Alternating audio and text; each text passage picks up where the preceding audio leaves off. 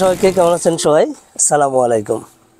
নতুন ভিডিওতে আপনাদেরকে স্বাগতম। তো আজকের ভিডিওতে আমি শেয়ার করব আমার বাংলাদেশ এয়ারপোর্টের অভিজ্ঞতা।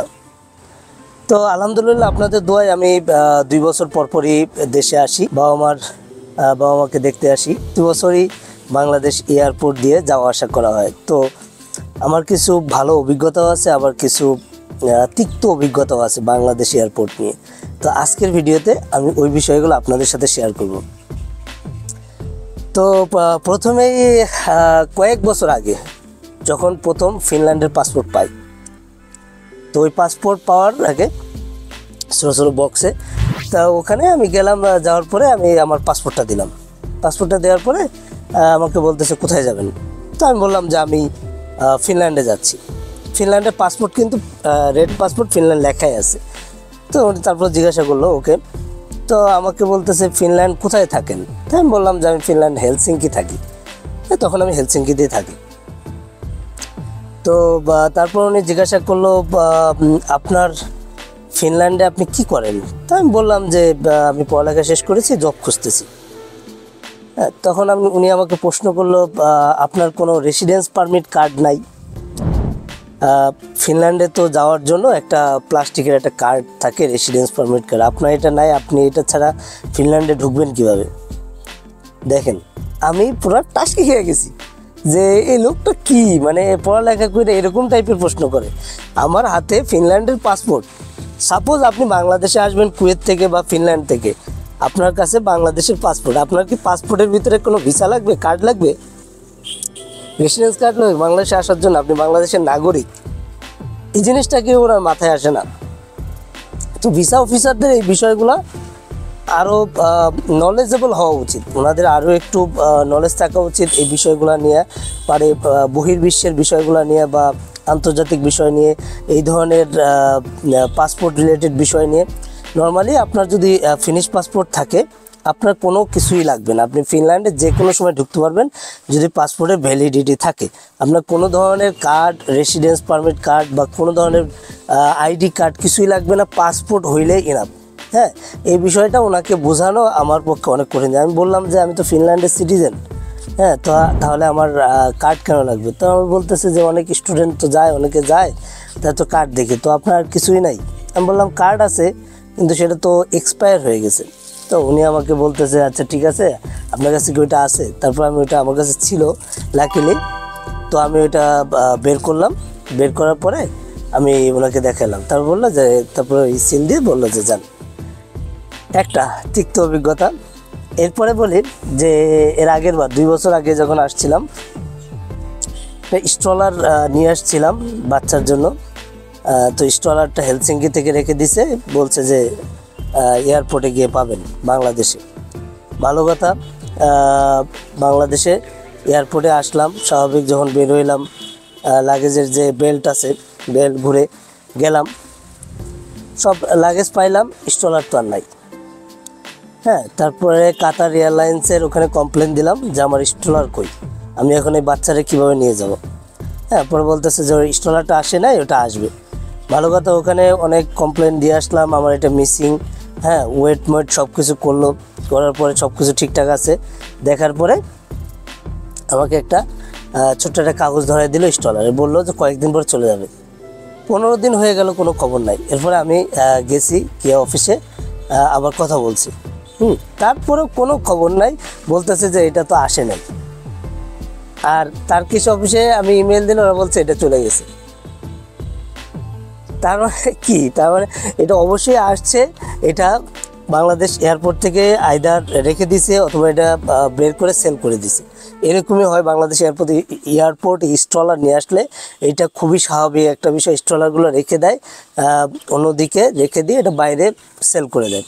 তো এইবারও এই ঘটনাটা ঘটছে। এইবার যে দেশে আসছি, স্ট্রলার নিয়ে আসছি বাচ্চার।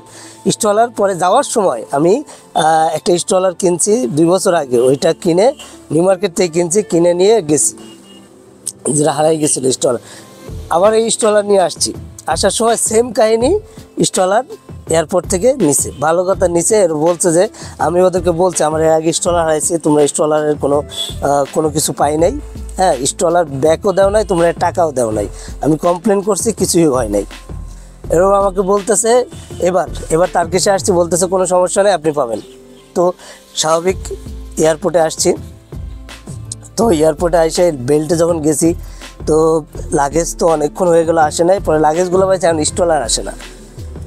তো গুড নিউজ যে শেষ পর্যন্ত আমি স্টলারটা পাইছি, যেটা ভালো অভিজ্ঞতা। এইবার যেহেতু ইমিগ্রেশন অফিস নিয়ে আমার মোটামুটি তিক্ত অভিজ্ঞতা আছে, মোটামুটি যতবারই যাওয়া আসা করি দেখা গেল যে কোনো না কোনোভাবে হ্যারাসমেন্টের শিকার হইতে হয়। হ্যাঁ, উল্টাপাল্টা প্রশ্ন করে, কোথায় যাচ্ছেন, কেন যাচ্ছেন, পাসপোর্ট, এই যে আমি এর আগে একটা শেয়ার করলাম, তো এবারেরটা শেয়ার করি। এবারের অভিজ্ঞতা আসলেই ভালো ছিল, এবারের ইমিগ্রেশন অফিসারটা খুবই ভালো ছিল। তো এবার আসছি, বাচ্চা কোলে নিয়ে আসছি, কোলে নিয়ে আসার পরে লাইনে দাঁড়াইছি, স্বাভাবিক ফরেন পাসপোর্ট লাইনে, বিদেশি নাগরিক যেহেতু আর ফিনিশ পাসপোর্ট, লাইনে দাঁড়াইছি। পরে উনি ডাক দিছে, অফিসার নিজেই ডাক দিছে, দেখছে বাচ্চা কোলে আমার সাথে, পরে ডাক দিছে। পরে গেলাম, পরে পাসপোর্ট নিল, নেওয়ার পরে জিজ্ঞাসা করলো কী করেন, আমি বললাম ইঞ্জিনিয়ার। হ্যাঁ, তখন আর কিছু জিজ্ঞাসা করলো না, সিল মেরে ছেড়ে দিল। এটা ভালো অভিজ্ঞতা ছিল, আগের বারের থেকে এবারের অভিজ্ঞতা অনেক ভালো ছিল। তো এবারের আরেকটা তিক্ত অভিজ্ঞতার কথা শেয়ার করি। এবারে যখন প্লেন নামার পরে নর্মালি যে হাবটা থাকে এয়ারপোর্টের সাথে প্লেনটা যখন জয়েন করে, ওই হাবটা তারা পায় নাই। তো প্লেন অনেক দূরে গিয়ে নিয়ে যাওয়ার পরে নর্মালি যেটা হয় যে বাস দিয়ে নিয়ে আসে।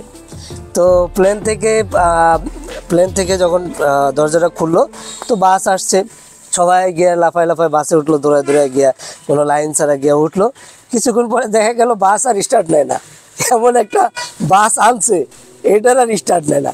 ঠিক আছে, এই লোকগুলা বাসের ভিতরে বসে রয়েছে, বাস 10 মিনিট হয়ে গেলো, স্টার্ট দিতে পারে না। পরে আরেকটা বাস আসছে, পরে দেখা গেলো যারা আগে লাফায় গেছিলো তারাই মনে করেন যে সময় মতো আসতে পারলো না।